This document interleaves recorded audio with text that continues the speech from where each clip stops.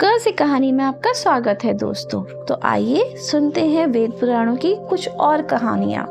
अक्रूर को दिव्य दर्शन। एक दिन कंस ने अपने मंत्री अक्रूर से कहा, जाओ और जाकर मथुरा में होने वाले समारोह के लिए कृष्ण और बलराम को बुला लाओ। कृष्ण भक्त अक्रूर प्रसन्न हो गए।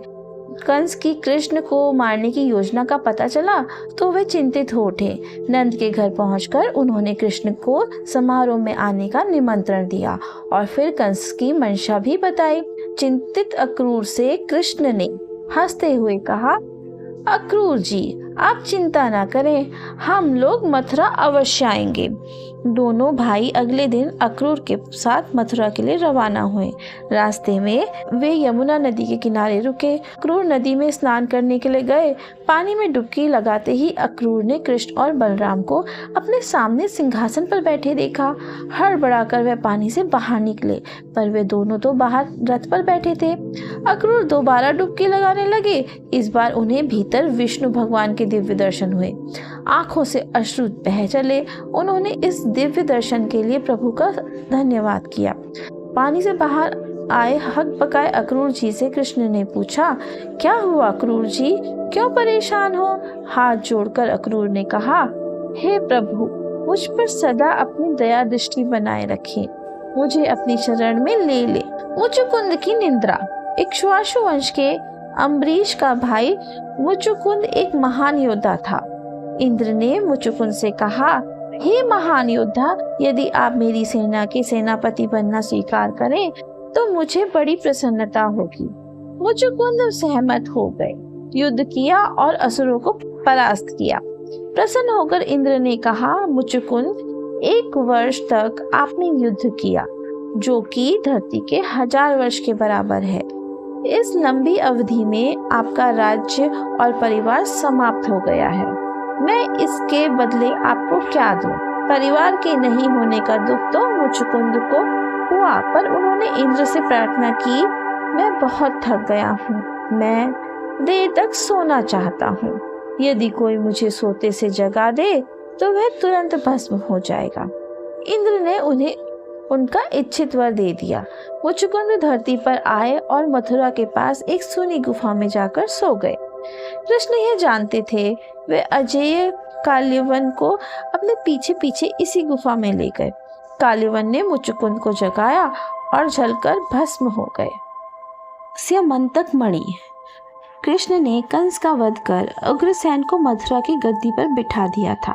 नाराज जरासंध कंस की मृत्यु का बदला कृष्ण से लेने के लिए बार बार विशाल सेना के साथ मथुरा पर हमला करता था।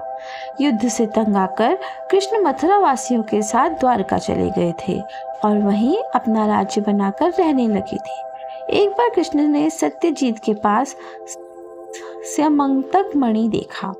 मणि प्रतिदिन 8 भाग सोना देती थी। लोगों की भलाई के लिए कृष्ण ने वह मणि मांगी। सत्यजीत ने मणि देने से मना कर दिया।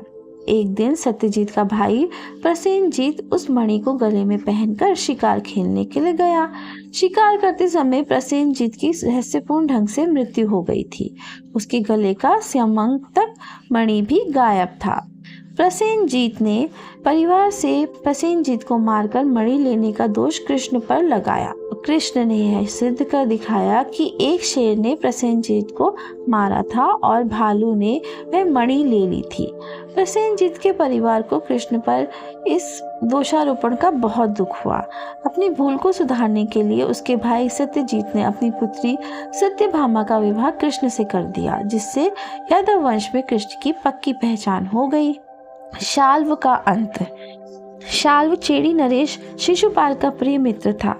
कृष्ण के हाथों शिशुपाल के मारे जाने का समाचार पाकर उसे कृष्ण के प्रति बहुत रोष हुआ। कृष्ण को हराना असंभव होने के कारण उसने शिव भगवान की कठोर तपस्या की।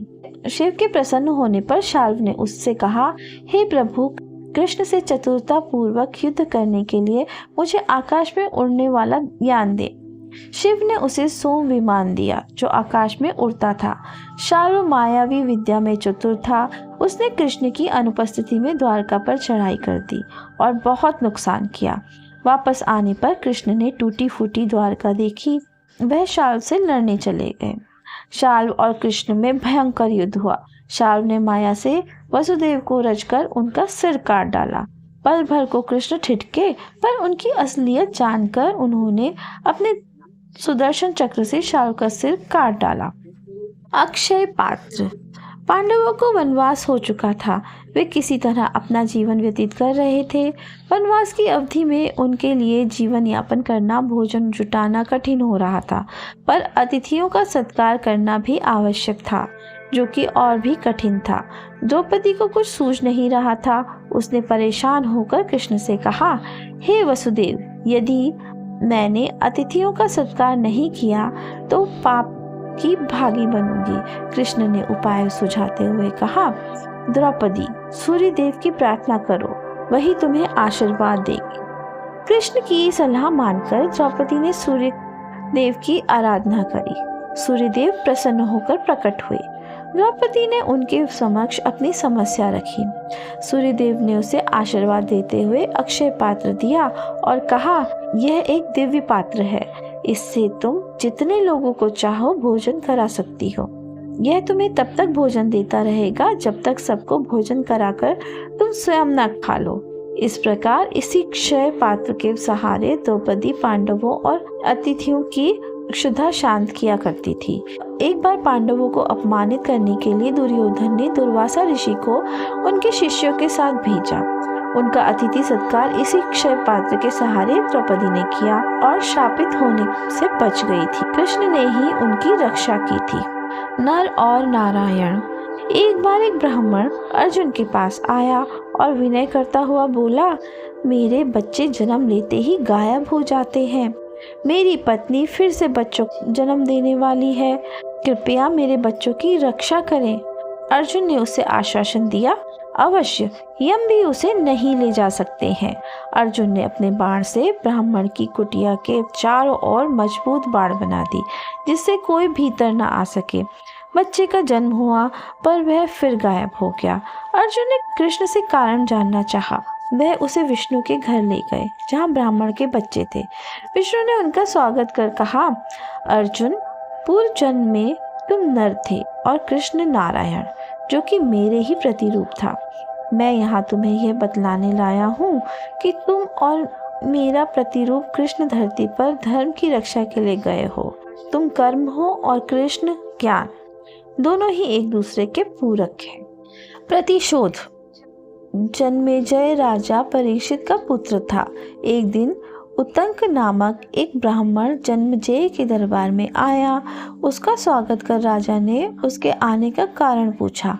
उतंक ने कहा, हे राजन, मुझे आश्चर्य है कि अभी तक आपने तक्षक के विरुद्ध कोई कार्यवाही नहीं की है। वह ही आपके पिता जैसे धार्मिक राजा की मृत्यु का कारण है।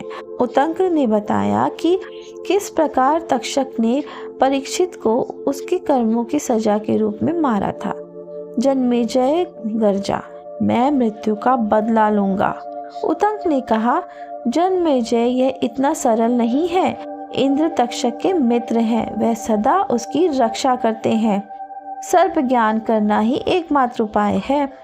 जन्मेजय ने सर्प की यज्ञ की व्यवस्था की और अपने अधिकारियों को बलि के लिए सभी सर्पों को लाने के लिए भेजा। मुख्य पुजारी से बात कर यज्ञ की तैयारी की गई। पुजारियों ने शक्तिशाली मंत्रोच्चार किया। तक्षक मंत्र के प्रभाव के कारण आग में गिरने ही वाला था, पर इंद्र उसकी रक्षा कर रहे थे। किंतु ऐन वक्त पर मंत्र के प्रभाव से नागराज तक्षक हाथ से फिसलकर यज्ञ की अग्नि में जल ही गया। अपनी प्रभुता स्थापित करने के लिए युधिष्ठिर ने राजसूय यज्ञ करने का निश्चय किया।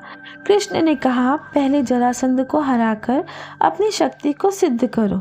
युधिष्ठिर, भीम और कृष्ण ब्राह्मण के वेश में जरासंध के पास गए और उससे कुछ मांगा। जरासंध के राजी होने पर उन्होंने कहा, हम तुमसे कुश्ती करना चाहते हैं। जरासंध उन्हें वचन दे चुका था। वह उन्हें पहचान गया और भीम के साथ कुश्ती हुई। कुश्ती में जरासंध और भीम दोनों ही बराबर के थे। हार जीत का निर्णय ही नहीं हो पा रहा था।